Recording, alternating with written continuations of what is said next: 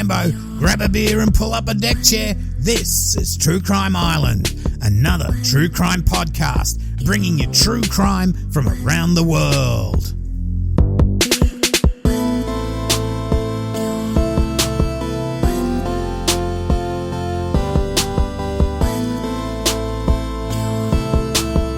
Hi Islanders, Happy New Year to you all.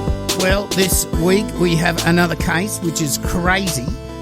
Crazy in that how the police bungled the original investigations, how the cases went cold and then went hot many years later, and then a surprise confession which will link one final case to all the others. Also, there will be suspects that will have their lives changed forever, even after the real killer is found. So, references tonight are from Fort Worth Star-Telegram, Time Record News, The Herald News, Austin American Statesman, my favourite, the Forensic Files kicked this one off, and Court Records. Okay, so we go to Texas this week, mainly in Wichita Falls, where between December 1984 and May of 1986, 4 women will be brutally murdered, with 3 of the 4 sexually assaulted, and then there will be a 5th victim added to this toll. In December of 1984, 20-year-old Terry Sims was a student at Midwestern State University and also worked as an EKG specialist at Bethania Hospital. On the night of the 20th of December, she and a friend, Lisa, finished their shift at the hospital and planned to exchange Chrissy Prezzies with their friends. Now, Chrissy Prezzies is Australian for Christmas presents. However, Lisa got called in to do another shift, and so she drove Terry to her place and gave her the key. The next morning, after finishing the extra shift, Lisa knocked on the door to her place, but no one answered. Now, Lisa then went to the landlord's room, it was just a couple of doors down from her, to grab the extra key. Then Lisa opened the door and noticed that the living room was in disarray. Terry didn't respond when Lisa yelled her name, so she ran back to the landlord's residence and told him that something was wrong. The landlord then entered Lisa's room and discovered Terry Sims' dead body. Terry was found lying naked on her left side in a pool of blood on the bathroom floor. Her hands were bound tightly behind her back with part of an extension cord that was tied in 4 knots. Her body was covered in blood and there was blood splattered on the bathroom walls and floor. The living room and front bedroom were in disarray. There were blood stains on the bed sheets and the floor of that front bedroom. Terry's blood-stained clothes were on the floor in the living room and the bedroom. Terry had 8 stab wounds on the front of her chest, 3 stab wounds on the right side of her back, 1 stab wound on her upper arm, and defensive cuts on her hands and fingers. An autopsy would show that Terry sustained most of these stab wounds after her assailant tied her hands behind her back. Terry also had bruises on the bridge of her nose, her lips, and above the left side of her cheek and eye. These bruises were consistent with her being struck by a fist or by her falling and banging her head on the floor. Terry also had additional tease wounds, which were inflicted by her assailant to get her attention. At least one of Terry's stab wounds caused hemorrhaging when it punctured a major artery, and that other stab wounds caused her lungs to collapse, which prevented her from breathing. Terry probably died from these injuries within 2 to 4 minutes after they were inflicted. There was a presence of sperm on the oral and vaginal swabs taken from her body. Also, a bloody fingerprint was found on one of Terry's tennis shoes. Well, it was more of a print from the bottom of the top knuckle to the bottom of the second knuckle, further down the finger. Then, less than a month later, on January the 19th, 23-year-old Tony Gibbs was reported missing after failing to report to work.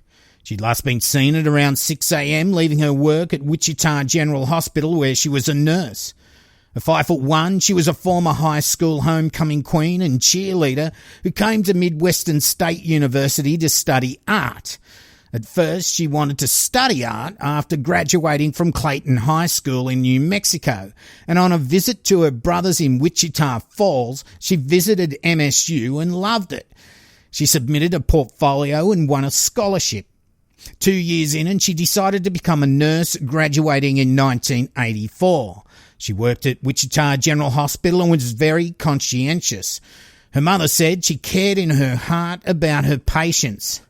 She was close to her family and loved art, music, jogging and bicycle riding, and everyone was her friend and they could depend on her.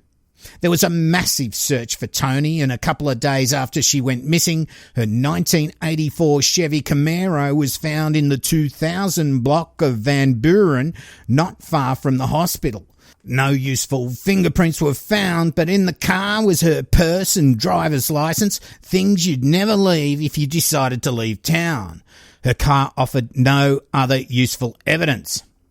Then after a month of searching, on February the 15th, utility workers found Toni's body in an Archer County field, not far from the Wichita County line. There was an old rusted out, it looked burnt out school bus nearby. Now they found her blood and clothes in that school bus.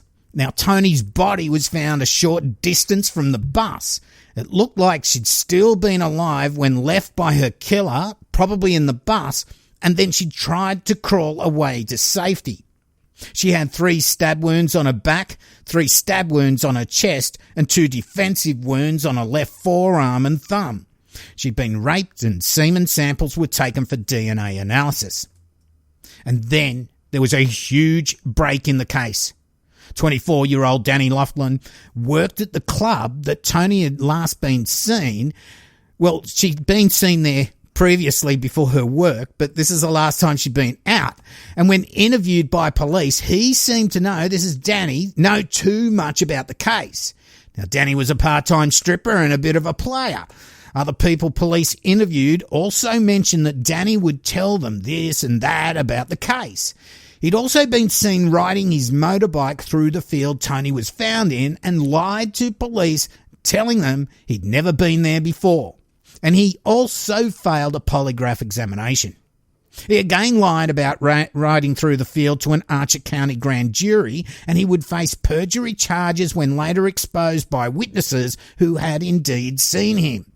In August of 85, Danny would be convicted of perjury and burglary charges and sentenced to a term of 2 to 7 years. But that was nothing. On October the 7th, Danny is indicted on murder charges of Toni Gibbs, even though his DNA was not a match for the semen samples taken from Toni's body. All the evidence the prosecution had was circumstantial, but they pressed ahead anyway. Now, his trial would start in April of 1986, and Islanders, don't you think this is a bit of a strange move by the prosecution? DNA doesn't match. No real evidence, just circumstantial.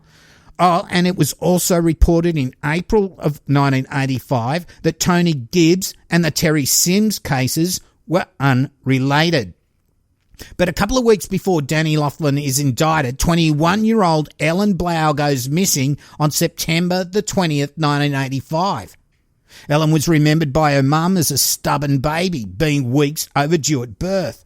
Ellen's brother said he remembered wrestling with his sister and learning to ski together, and that they were both stubborn, but Ellen was much better at it, asserting what she really wanted to do.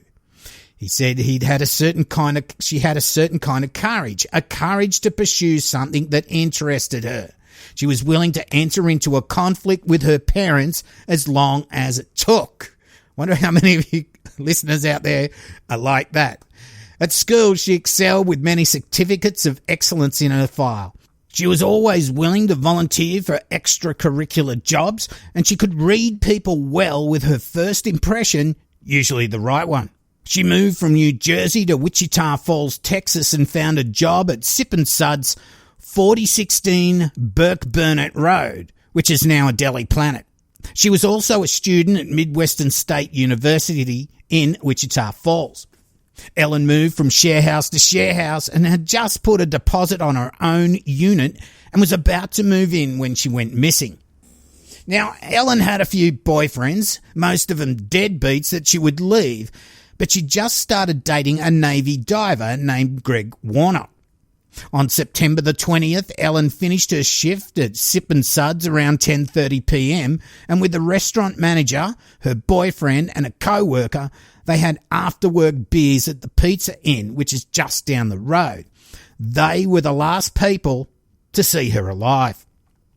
Ellen's boyfriend, Greg Warnock, and the Subs and Suds manager, Curtis Cates, had an argument, and Ellen drove Greg back to the Navy base where he lived. Then she returned to the Pizza Inn to rejoin the group.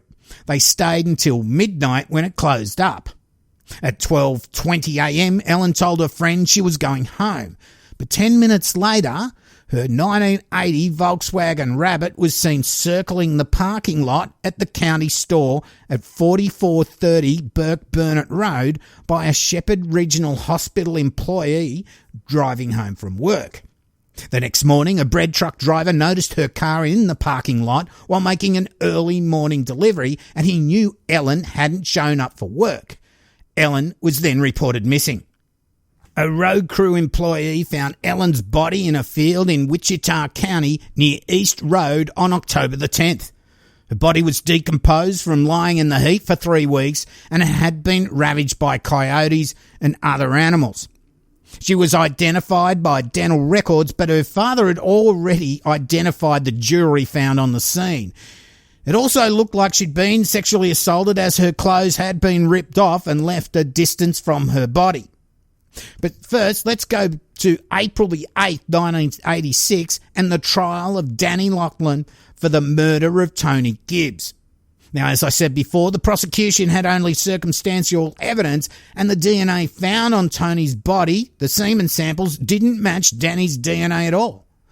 The jury, after hearing all the evidence, would deadlock at 11-1, with only one juror thinking he was guilty. He was acquitted and the judge ruled a mistrial. Even though the prosecution wanted another trial, eventually all charges were dropped and no other trial would be held. Danny had brought all this attention on himself. He'd inserted himself into the case, maybe to, show off and act like he knew things about this case, whatever. He didn't do the crime, but it pretty much ruined his life. Just a month after Danny's trial, on May the 6th, 1986, 21-year-old Tina Kimbrough was found dead in her ransacked Park Regency apartment. Tina was born in Houston in 1964 and lived in Vernon and Odessa. She graduated from Odessa Permian High School in 1982. She was a member of the Church of Christ. Tina recorded the highest score in the junior division for 9 to 10-year-olds in the annual Wilbarger County Dress Review.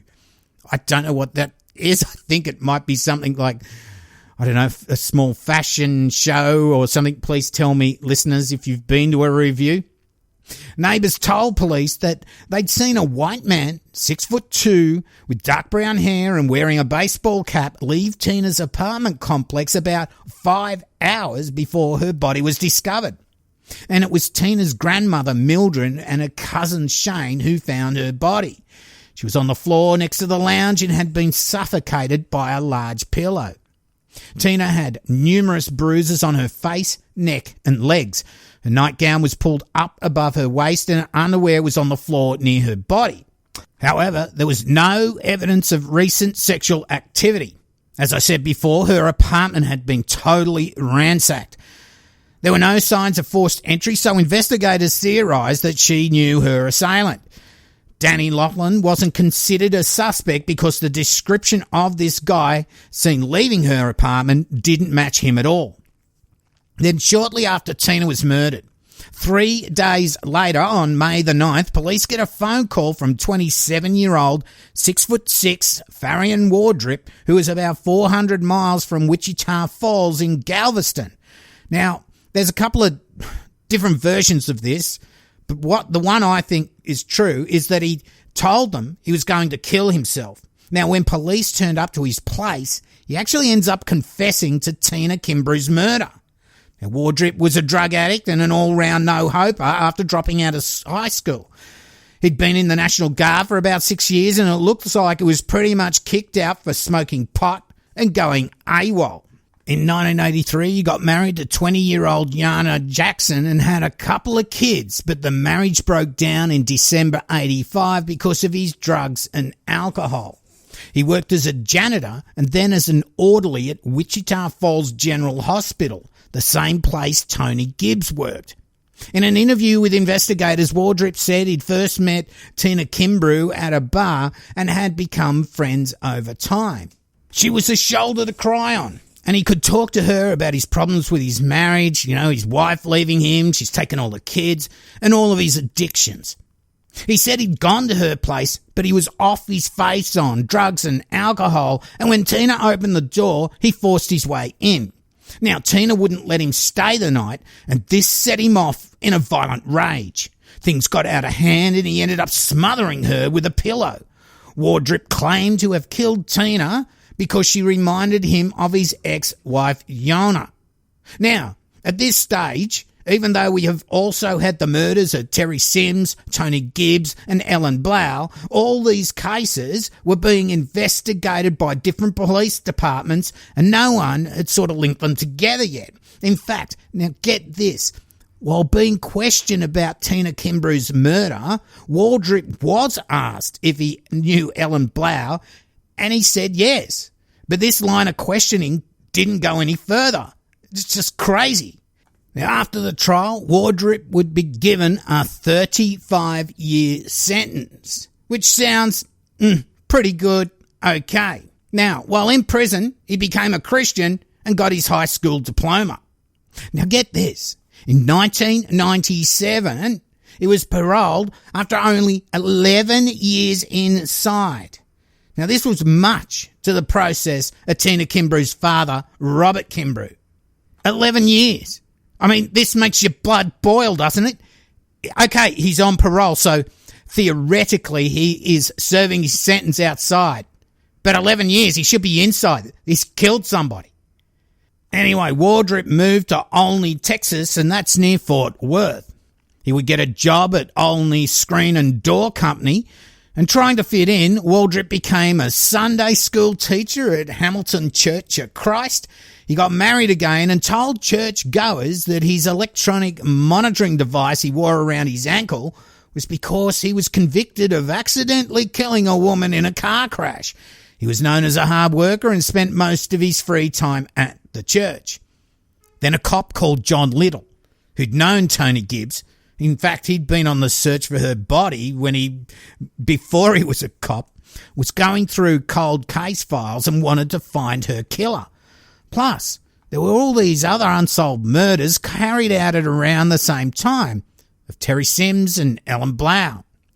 Tony Gibbs and Terry Sims had semen swabs that still existed in their respective evidence boxes. When they were both tested with the latest technology, they matched. Now, Little knew that he had one killer for at least these two cases. Now, as he went through the files, he noticed that Faryion Wardrip, who'd been convicted of murdering Tina Kimbrough, had links to these other three murders. He saw the comment in the Tony Kimbrough file where Wardrip was asked if he knew Ellen Blau, and he said that he did know Ellen. Now, Ellen Blau's sister lived just down the road from Terry Sims. Also, Wardrip worked at Wichita General Hospital at the same time that Tony Gibbs worked there. So Little found out that Wardrip was living and working in Olney, so he went and tracked him down. Now, he needed to get a DNA sample without him really knowing, because he didn't really want to tip him off, but he sort of had to do it legally as well. Little watched as Wardrip ate crackers and drank a coffee during a break at work. He then saw him throw the coffee cup in a big bin, a big barrel, and he went over to get it, but Wardrip was still there. Now, Little asked if he had a spit cup to spit his chewing tobacco in, and Wardrip told him to look in the bin. When Little looked in the bin, there was a lot of coffee cups in there, but there was only one with cracker crumbs on it. So he grabbed it, and then he got that one DNA tested. It came up as a match to the semen samples found on Tony Gibbs and Terry Sims. Well, the DNA did. Anyway, Wardrip gets arrested. The bloody fingerprint found on Terry Sims' tennis shoe would match Wardrip as well. With all the DNA evidence that the investigators showed him, he confessed to the murder of Tony Gibbs, Terry Sims, and Ellen Blau. Then Wardrip would have one more confession to make. He told investigators that on March the 24th, 1985, he killed 25-year-old wife and mother of two, Deborah Taylor, in Fort Worth, Texas. This was just a couple of months after killing Tony Gibbs. Now, Fort Worth is about a couple hours drive southwest of Wichita Falls. Deborah had an upcoming birthday to celebrate, combining it with the birthday of her daughter Jennifer, who was turning 5. But these celebrations sadly never happened. Now, Deborah left the house at 7125 Ruth Street on the east side around 2:30 a.m. while a couple of friends were visiting, and then she went into the city alone and then disappeared. Now, she told no one she was going out, and her husband, who was in the house as well, he didn't have a clue either. Her body was found by 2 construction workers near Loop 820 and Randall Mill Road on March the 29th, 1985. Now, I want to just clear up a little point here. There are reports that Deborah and her husband Ken were actually at a club that night, and that Ken wanted to go home early, so he left and went home, and Deborah stayed at the club. But Ken Taylor actually makes a statement in a newspaper that says they were having a gathering with friends in their own house. Now, maybe something happened, I don't know, but Deborah decided to go out at 2:30 a.m. by herself without telling anyone. So by the time they realised she was gone, they had no idea where she went. Anyway, there'd been about 20 slayings of women in this area, Tarrant County, in previous years, so Deborah's murder was just one of those unsolved. Some of the women were found dumped outside parks, parking lots, fields, and others were found in their homes. Now, Ken Taylor, Deborah's husband, said, "We got an animal running loose on the streets in this town. I hope to God somebody somewhere saw something so we can stop this guy. It was unusual for her to leave that late at night, especially without her purse. She didn't even take out a sweater, and it was pretty cold out." Now, Ken, her husband, would become the prime suspect in Deborah's murder. Now, cops didn't have enough evidence to charge him, but they were pretty sure he did it. So did Deborah's family, his own family, and all their friends. Everyone thought he'd killed her. Now, this made his life hell. He'd not only lost his wife, but he lost all his family and friends. They all hated him, and it would take 14 years or so for Wardrip to confess to Deborah's murder before, I guess, people might have believed him that he didn't do it. I mean, how would you be? Poor old Ken. I wonder what all the family members thought when they found out that he actually didn't do it. So Wardrip would get the death penalty for the murder of Terry Sims, and following that trial, he would be found guilty for murdering Tony Gibbs, Ellen Blau, and Deborah Taylor. Now, he did appeal against his death penalty, and apparently he was taken off death row, but then the death penalty was reinstated, and he's currently housed at Texas Department of Criminal Justice, Palunkski Unit, Livingston, in Texas. Now, not only Ken Taylor's life was ruined from being the prime suspect in the murder of his wife, but remember Danny? He was hounded by police right up until his tragic death in a car crash in Colorado in 1993. Now, he didn't live long enough to see Wardrip confess to the murder he'd been tried for all these years before. So, Islanders, another case with some twists and turns. At least when Wardrip was released after only serving 11 of his 35-year sentence for murdering Tina Kimbrough, he didn't go on to kill again like we usually hear. And in the end, he got caught for those other 4 murders, so he ended up going back inside. Wardrip, he actually thought he should have been caught for the other murders earlier and thought the police were pretty incompetent, as his name was in their files, and he told them he even knew Ellen Blau when he was caught on Tina's murder. I suppose the original investigations were carried out by different departments in the days when cases weren't accessible or linked on computer systems. Still, you got to think, they should have fucking woken up to these other 4 unsolved murders in a place that basically didn't have that many murders in the first place. One other thing that linked all these women together, they were all pretty short, pretty young. Apparently, they looked like his ex-wife. Now, luckily, that copper, John Little, was able to link everything together and get this scum Wardrip off the streets. Okay, that's it for this week. I'd like to thank my Patreons past and present for keeping the island's lights on. We've got a few new ones. Belinda Evans and Libby Loudell. Libby Loudell, long-time listener, has upped her pledge. Special thanks to all my Patreons, present and past. Thank you so much. If you'd like to throw $1 my way, please check out patreon.com/True Crime Island. Or if you just want to shout me a beer, you can donate to paypal.me/True Crime Island. A free beer is always nice after dumpster diving into these cases. Thank you so much, Loretta McKinney, for buying me a beer. But can I just ask that you take the time to share the podcast with your friends or even in groups on Facebook or whatever? The Island is one of the few truly independent true crime podcasts out there and commercial free. Because of the straight up nature of how I bring you the show, it doesn't always go well with everybody and social media, the algorithms, all that sort of stuff. So I do rely on you getting the word out there as well. Best of all, you can do that free of charge, and it does really help out the island. I'm also listed on Audible and Amazon Music, so please rate and review me there if you're on that service. There's quite a few podcasts on Audible now, so you might find a better alternative to listening in, especially if you're on iTunes or something. Have a go at something else, especially if you have an Alexa. Go to my website, True Crime Island, where you can stream each episode if you don't want to use any of those streaming services. And I have links to merch, social media there as well. Also, please email me if you want to get in touch. I wish everyone a happy new year from the island. And that's about it, other than I might be getting back to Thailand soon. So let's all cross our fingers. I've been your host, Cambo. You've been listening to True Crime Island. And as I always say, don't forget to delete your browser history. Good night. Boom whakalanga.